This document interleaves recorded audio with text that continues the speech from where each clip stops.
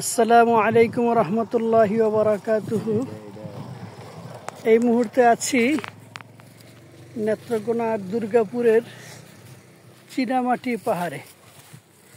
আপনারা যারা বাংলাদেশের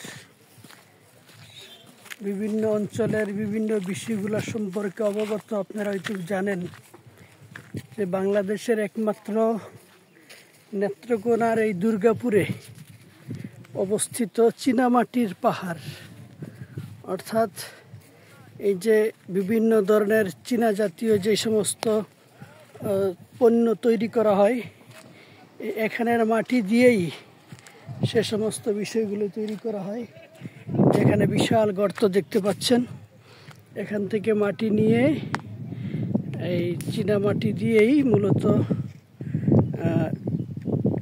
চীনা জাতীয় যে সমস্ত কোকারিজ তৈরি করা হয়, তার মূল উপাদান এখান থেকে নেওয়া হয়।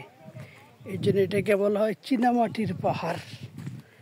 অর্থাৎ এই পুরা পাহাড়ের মাটিগুলাই চীনা জাতীয় মাটি, এই জন্য এর নাম হচ্ছে চীনামাটির পাহাড়।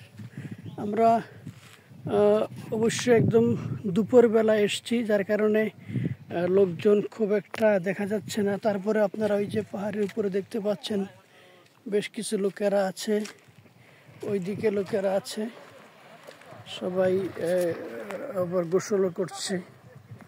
তো পরন্ত বিকালে সকালে এই জায়গাগুলোতে হাজার হাজার মানুষ থাকে। তো এখন দুপুরবেলায় প্রচণ্ড রোদের কারণে হয়তো বা লোকজন একটু কম দেখতে পাচ্ছেন।